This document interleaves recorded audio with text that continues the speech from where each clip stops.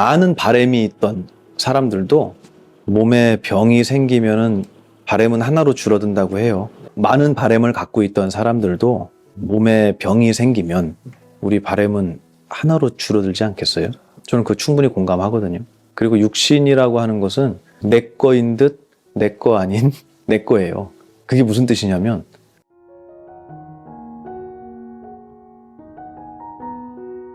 부처님께서 사실 왕들이라든지 부자들이라든지 이런 분들에 대해서 비중을 둔 건 사실이잖아요. 맞아요. 그들이 가진 영향력이 있고, 맞아요. 예, 그러니까 이제 그분들이 불사도 하시는 거고. 그렇죠. 얼마 전에 이제 김우빈이랑 신민아 결혼식 할 때 네. 본현 스님이 이제 줄에 화제가 좀 됐는데 그런 걸 보면서 예전부터 느꼈지만 어쨌든 많은 사람들에게 법을 전하는 것 당연히 중요하지만 네. 어떤 사회적 임팩트를 줄 수 있는 분들에게 좀 더 밀도 있게 주는 것도 참 큰 의미가 전략적으로 해야 돼요. 네, 네. 그래서 저도 이제 그런 거를 모르는 바가 아니라서 그렇게 생각을 하고 있는데 한편으로는 거기에 치중이 되기 때문에 불교가 망한 것도 있어요. 아, 이건 저는 인문학도 마찬가지라고 생각해요. 인문학도 그렇고 우리 스님들도 그렇고 종교인들도 그렇고 수행자들도 마찬가지고 그 인도에서 옛날에 부처님께서 떠나시고 나서 정말 이 큰 대륙에서는 불교가 정말 꽃을 피우는 시기가 오거든요. 근데 그게 오래가지 않고 금방 이제 사라지는 이유가 원래 스님들은 탁발을 해야 되잖아요. 그러면 마을에 내려가서 탁발은 거기에 대한 일화도 있어요. 안한존자가 여쭤본 것 같은데 부처님 부잣집은 전생에 복을 많이 지어서 부잣집이 됐고 가난한 사람은 전생에 복이 적어서 가난한 집이 됐으니 네. 저희가 가서 밥을 얻고 법을 전하는 이 복을 짓는 일을 기회를 가난한 집에 주는 게 맞지 않겠습니까? 라는 질문을 해요. 우리는 부잣집을 찾아갈 것 같잖아요. 스님들이 반대였어요. 가난한 자들에게 보시할 수 있는 기회를 주는 게 맞지 않겠습니까? 이걸 여쭤봐요. 근데 부처님이 그것도 아니다라고. 그 안에 너가 먹을 것이 모여지면 절로 돌아오고 7집을 가는 동안에도 밥을 안 주는 사람이 있을 수 있잖아요. 그죠? 무슨 거예요? 대답이 늦게 나와요. 이런 분들이 7집을 만나면 그날은 굶는 거예요. 오해해요? 제가 이렇게 탁발 강요를 가끔 하는 경우가 있어요. 그래서 7집을 다 갔는데도 밥이 모자라도 더 가지 않고 돌아오고 하는 걸 정해 주셨어요. 근데 그거를 한다는 게 어떤 거냐면은 불자들이 스님들의 이야기를 귀를 기울이고 무슨 공부를 하시는지를 관심 갖는 거예요. 그게 뭐냐면 지금 이 영상 같아요. 도대체 스님이 뭘 배우고 뭐를 생각하고 어떤 방향으로 말씀을 하시고 세상을 어떤 눈으로 보시는지를 지금 촬영을 이렇게 카시오페아에서 해주시고 그리고 이거를 많은 대중에게 전해주시잖아요. 이 일을 원래 스님들이 밥그릇을 바루를 들고 집집마다 다니면서 수많은 스님들이 이거를 매일매일 했던 거예요. 하루에 1회씩.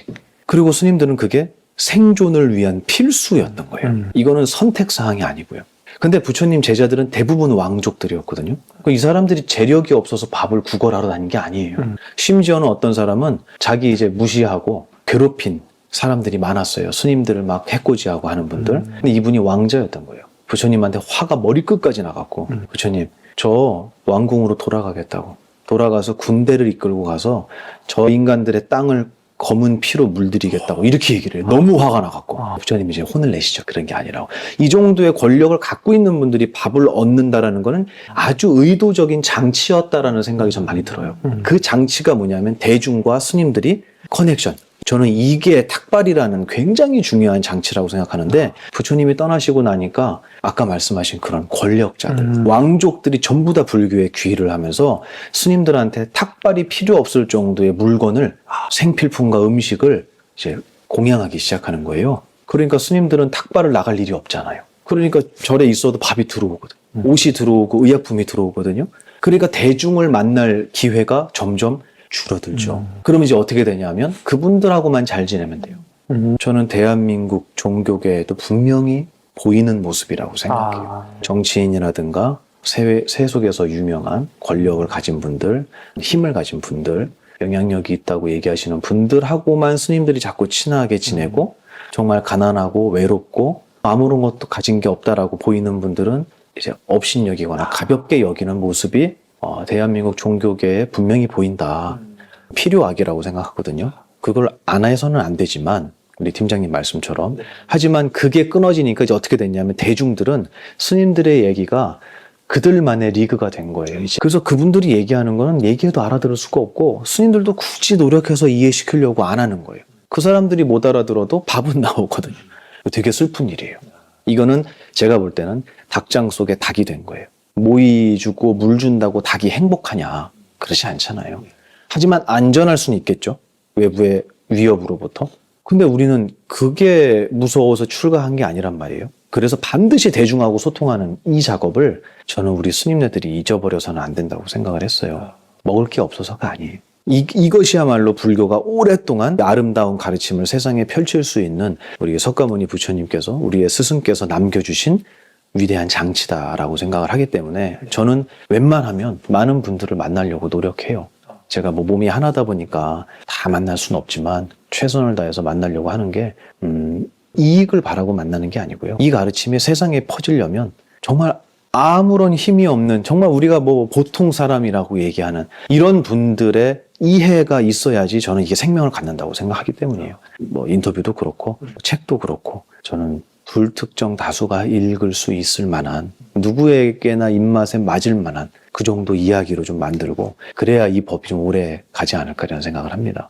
권력이 있는 분들하고 가까이 지내고 그거는 새를 빨리 늘릴 수는 있지만 그 그림자는 굉장히 무섭다. 불교가 사라지게 만드는. 그래서 나중에 이제 왕족이 딱 등을 돌리면 불교는 인도 땅에서 사라지기 시작해요, 이제. 왜냐면 그 공백을 서민들의 그 외로움의 공백을 힌두교가 채워줬거든요. 그러니까 이제 불교는 나중에 스님들이 돌아가려고 해도 공양을 올리거나 할 수 있는 분들이 아무도 없어진 거예요. 왜냐하면 저분들이 뭐 하는 사람인지 몰라요. 근데 우리도 그렇지 않나요? 스님들이 뭐 하는 사람인지 잘 몰라요. 네. 그냥 뭐 목탁치고 기도해주는, 구제 장례의식 해주시는 이런 분이라고 생각한다는 것은 이거는 저는 경고등 같아요. 스님이 무슨 일을 하는지를 모른다? 스님들이 무슨 말씀을 하시는지를 대중이 모른다? 이거는 정말 위험한 일이라고 생각해서 저는 최선을 다해서 하고 있습니다. 영광이에요. 저는 이런 자리에 불러주셔서. 아픔을 밀어내지 않고 바라보는 힘, 고통을 공부로 바꾸는 기술, 그래서 역행보살, 시야, 인과의 법칙 이런 부분에 대해서 여쭤볼 텐데요.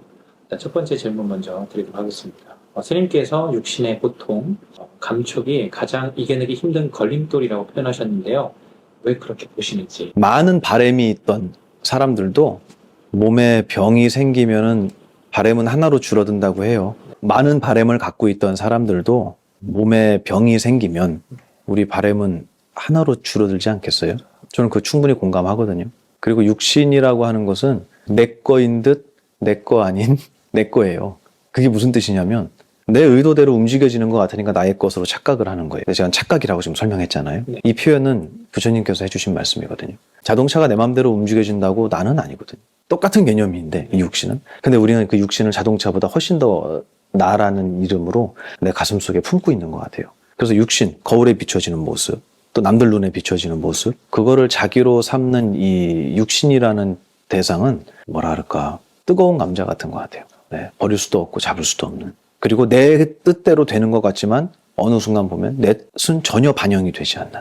그게 가장 대표적인 게 저는 병 같습니다. 어떤 분이 그렇게 얘기하시더라고요. 남자 간호사였는데 병석에 계시는 분들을 많이 만나게 되잖아요. 중환자실에 계시는 분인데 공부를 하기는 하는데 이런 불교에 대한 관심이 공부를 하시기는 하시지만 저한테 되게 냉정한 어투로 이렇게 말씀하셨어요. 저는 큰 스님이라고 하는 분들을 신뢰하지 않습니다. 라고 얘기를 하는 거예요. 되게 강한 어조잖아요. 그게. 그래서 왜요? 왜 그렇게 생각하세요? 공부까지 하러 다니시면서. 부처님의 가르침 자체는 너무 훌륭하고 비교할 수 없이 귀하지만 이거를 공부하신 스님네들이라고 해서 저희랑 다를 거라는 생각을 저는 갖고 싶지 않다는 거예요.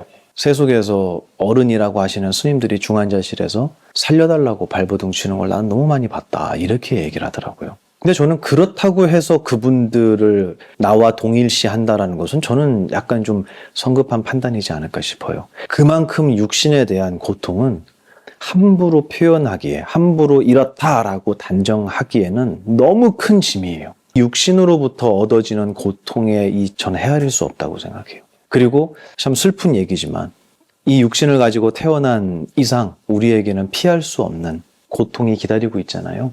늙고 병들고 죽음이라는 이 고통이, 그리고 연명하기 위해서 우리는 출근하고 노력해야 되는, 결국 생로병사의 고통이 약속되어 있다는 거예요. 누구나 죽어, 이 정도의 말로는 대신할 수 없을 만큼 약속되어 있는 거예요. 우리 팀장님 몸에 암 생기지 않겠어요? 저는 안 생기겠습니까? 당연하죠. 피할 수 없어요. 그럼 우리 늙어요, 그죠? 늙고 늙는다라는 것은 내 육신의 단순한 고령화 노화만을 이야기하는 게 아니라 사회적인 노화도 얘기하는 거예요. 사회적으로도 무시당하고 밀려나는 이 기분을 느꼈을 때 과연 우리가 이 늙고 병들고 죽는다라는 그냥 흔히 얘기하는 생로병사의 고통, 이런 단어로 대체할 수 있을 만큼의 무게일까? 전 요즘에 많이 생각해요. 그래서 이건 정말 무겁다. 그런데 왜 이 세상에 우리가 왔느냐? 이렇게 정말 무거운 육신을 슬픈 숙제를 안고 우리가 왜 이 세상에 왔느냐? 이거는 누가 뭐래도 저의 업보라고 저는 생각해요. 우리가 이런 세상에 올 수밖에 없도록 원인을 분명히 쌓았을 것이다 라고밖에 저는 해석이 안 돼요. 만약에 누군가가 저희의 육신을 만들어주면 참 완벽하게 해주면 좋지 않겠어요? 그리고 폐기할 때도 고통 없이 폐기될 수 있도록 설계해줬다면 참 좋았을 것 같아요. 근데 우리에게 왜 이렇게 고통을 주고 비참함을 주고 슬픔과 외로움을 마지막에 꼭 장식을 시키고 걷어갈까? 저는 그거는 모두가 가볍게 생각하지 않을 만큼의 화두였으면 좋겠다라는 생각을 좀 갖고 있어요. 그러니까 누구나 슬프고 외롭고 우울하고 심각하게 살으라는 얘기가 아니라 내가 이 세상에 이런 결과를, 이런 몸을 얻어서 왔다라는 것은 원인이 분명히 있을 텐데 한계를 가진 육신을 가지고 이 세상에서 무슨 일을 할 수 있을까에 대한 조금 더 진지한 이 어떤 사유를 좀 해야 되지 않을까라는 생각을 하는 거예요. 그래서 이거를 불교에서는 일반인 분들은 좀 공감할 수 없을 부분도 있겠지만 불교에서는 이걸 어떤 식으로 정의를 내려주시냐면 이번 생은 전생의 결과이기도 하죠. 그죠? 그래서 이번 생에 왔다고 했잖아요. 결과는 결과로 끝나는 게 아니라 다음 결과의 원인이기도 해요. 그래서 인과, 원인과 결과가 하나 안에 다 들어있다고 얘기해요. 그래서 이번 생은 결과이기도 하지만 이번 생을 어떻게 살아가느냐가 다음 생의 원인이 되기도 한다. 그래서 이번 생은 즐기는 곳이 아니라고 여기는 다음 생을 설계하는 곳이다라고 표현해요. 그래서 일생보처라는 말을 하거든요. 이번 한 생은 보수한다는 뜻이에요. 다음 생을 보수해 나가는, 설계해 나가는 곳이지 여기는 먹고 놀고 잘난 척하고 즐길 만한 곳은 아니다. 왜냐하면 그럴 만하다 싶으면 이제 가야 되는. 그리고 가야 된다는 건 거기서 끝이 아니라 다음 생을 약속한다면 나는 준비를 하나도 안 했잖아요.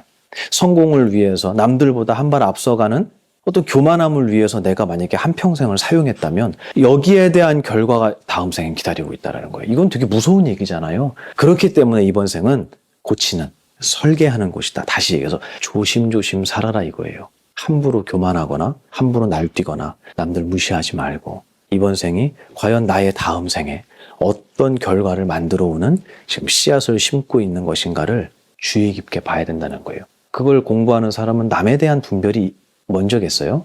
내가 지금 어떻게 하고 있느냐가 더 중요하잖아요. 그거에 대해서 신중하게 바라보는 게 이제 수행자의 자세겠죠. 네, 그래서 저는 육신이라고 하는 것은 전생의 업보이기 때문에 내가 이번 생에 맘먹나고 바뀌는 게 아니에요. 그래서 더 무거운 것 같아요. 저는 뭐 농담으로 그런 얘기해요. 팀장님하고 운전하고 이제 오면서 이제 고속도로를 저를 되게 많이 타요. 뭐 한 달에 한 1년에 거의 한 3만 킬로 정도는 다녀요. 장거리만 다니니까요. 그 차로는. 근데 그렇게 고속도로에서 이렇게 쭉 가면서 저는 저한테 물어봐요. 타이어가 펑크 나서 뒤집어질 수 있잖아요. 그리고 저는 중학교 때 그 사고를 당했거든요. 차가 떼굴떼굴 굴렀어요. 펑크가 나서. 죽다 살아났어요, 제가. 많이 다쳤거든요, 그때. 그때 이렇게 박살이 난 거예요, 제가. 네. 아니, 네. 우리 보살님은 웃으셨는데, 보살님은, 진짜인가? 그러니까, 그때 이렇게 되신 거구나. 그래서 저는 그 차가 사고가 난다라는 게 되게 가깝게 느껴져요. 별거 아니구나, 이거. 차 타고 가면서 가다가 고속도로에 사고가 나서 마지막이 된다면, 범아나, 너 억울하지 않겠어? 이거를 제가 물어봐요, 저한테. 이게 제 진심이에요. 굉장히 자주 물어봅니다. 근데 제 대답은 항상 그래요. 그럼. 왜냐면 지금 제가 뭐 하러 가는 거죠? 그렇죠. 저는 이걸 알 수가 없어요. 제 능력으로는 지금 제가 드리는 이런 얘기를 저 혼자 발견해낼 수가 없거든요.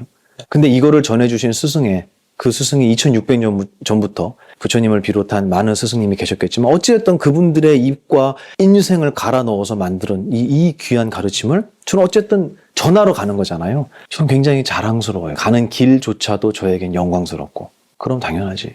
그럴 수 있으면 영광이지 라고 생각해요. 그래서 팀장님한테 제가 가끔 강의에서도 그 얘기를 하지만 저는 길에서 죽었으면 좋겠어요. 이렇게 얘기를 해요. 근데 불교는 죽음을 인정하지 않거든요. 죽음은 육신에만 있는 거잖아요. 우리 정신은 보이지 않기 때문에 죽을 수 없다. 불생불멸이다. 이렇게 말씀하시기 때문에 그렇게 죽었으면 좋겠어요 라는 이 말은 육신이 나예요 라고 얘기하는 어리석음이 섞여 있는 말이에요. 그래서 이런 말은 스승님 앞에서 하면 혼나죠. 너 또다시 그걸 나로 삼고 있는 거 아니야? 우린 죽지 않는데 이렇게 죽었으면 좋겠다는 말이 무슨 표현이야? 너도 모르게 그걸 나로 삼고 있는 거 아니야? 라고 바로 얘기하실 거예요. 하지만 일상적인 우리 세속적인 표현에 이번 생의 마지막 순간이 죽음이라고 한다면 저는 그랬으면 좋겠어요. 이 일을 하다가 떠난다면 다음 생에 다시 이 일을 하기 위해 태어나지 않을까라는 기대가 있죠. 그래서 저는 오래 살고 짧게 살고 이거는 윤회하는 모습을 보면 아무 의미 없거든요. 빨리 가면 빨리 오니까. 그건 아무것도 아니에요. 그리고 우리 부모님도 만난 지 몇십 년 되지도 않았어요. 솔직히 얘기해서. 우리 팀장님 부모님 만난 지 벌써 한 30년 되셨잖아요. 20년밖에 안 됐어요. 저는. 네. 근데 그렇게 따지면 부모님도 사실 며칠 안 돼요, 만난 거. 근데 우리는 그런 거에 목숨을 걸어요. 부모님뿐만 아니라 내가 소중하다고 생각하는 거 진짜 별거 아니거든요. 근데 이거 별거 아니야, 이까짓 거라고 생각하고 살아도 사회생활 다 하고 내가 할 수 있는 거 다 할 수 있어요. 이건 중요한 거야 라고 힘을 주고 해도 똑같이 하는 거란 말이에요. 근데 왜 우리는 도대체 힘 빼는 연습을 못 해봤는가. 그래서 저는 좀 더 힘을 빼고 오늘 출근이 마지막 출근이라면 난 뭘 할까. 이런 생각을 해본다면 좀 더 삶이 의미 있어지지 않을까. 우리의 육신이라는 이 한계가 있는 짐을 지고 사는 우리들에게 있어서 언제 떠날지를 보장받지 못하는 이번 생에 있어서 우리에게 시간이라는 재원이 정말 소중한 재원이 주어졌을 때 나는 이 시간을 무엇에다 쓸 것인가? 나를 위해 쓸 것인가? 아니면 세상을 위해 쓸 것인가? 그런 거에 대한 진지한 고민을 저는 이 육신의 한계가 있기 때문에 저는 또 할 수 있을 거라는 또 긍정적인 생각도 해요. 무조건 나쁘다는 얘기가 아니고요. 그래서 가볍지 않게 좀 나의 삶이라는 것을 의미 있게 좀 아름답게 세상을 위해서 살 수 있는 우리 카시오페아 출판사는 그런 일을 한다고 생각해요. 그래서 나라에서도 세금 면제해 주죠. 맞죠? 면세잖아요. 그 이유가 뭐냐면 공익을 위한 일이잖아요. 저는 이런 일이 돈 안 돼 이게 아니라 진짜 멋진 일을 하시네요. 모두의 부러움을 살 만한 그런 대한민국이 됐으면 좋겠어요. 그 이유가 우리에겐 육신에 한계가 있기 때문에 소중한 재원을 어디다 쓸 것이냐. 저는 그런 의미에서 이 육신이라는 것의 고통은 정말 힘든 것이고 이런 표현을 하는 거예요. 우리는 곧 그런 운명을 그런 모습을 맞이하게 될 거다. 그럼 나에게 주어진 시간을 어떻게 쓸 것이냐. 여기에 대한 생각을 좀 더 좀 깊이 있게 해보자. 네, 놀고 먹거나 아니면 남보다 저놈 이기려고 사는 거 말고 자랑하려고 사는 거 말고. 그래서 이번에 지난 추석 때인가 제가 얘기를 들었는데 명절 때 집에 내려가는데 수입차 렌트해 주는 데가 있다 그러더라고요. 허남바 안 들어간 거. 개인도 빌려준대요. 수입차를 가지신 분들이 그 개인 차예요. 개인 차인데 며칠 동안 그냥 개인적으로 돈을 받고 차를 빌려주는 거예요. 그러면 그거 끌고 내려가면 슬펐어요. 그 얘기 듣고. 그게 뭐라? 그거를 자기로 삼는 거예요. 부처님은 육신도 나로 삼지 말라고 하셨는데 차를 나로 삼고 아파트를 나로 삼고 연봉을 나로 삼는 대한민국이 돼버렸잖아요. 이거를 좀 깨트려 나가자. 그래서 정말 의미 있는 거, 아름답게 사는 거. 그래서 다음 생마저도 여러분이 믿든 안 믿든 다음 생이 있다면 그 다음 생마저도 지금의 내가 했던 이 아름다운 기억 때문에 다음 생마저도 아름답게 만들 수 있다면 저는 성공한 거라고 생각하거든요. 그런 의미에서 제가 이제 육신의 고통, 죽음이라는 거 이런 거를 이제 언급을 많이 하죠.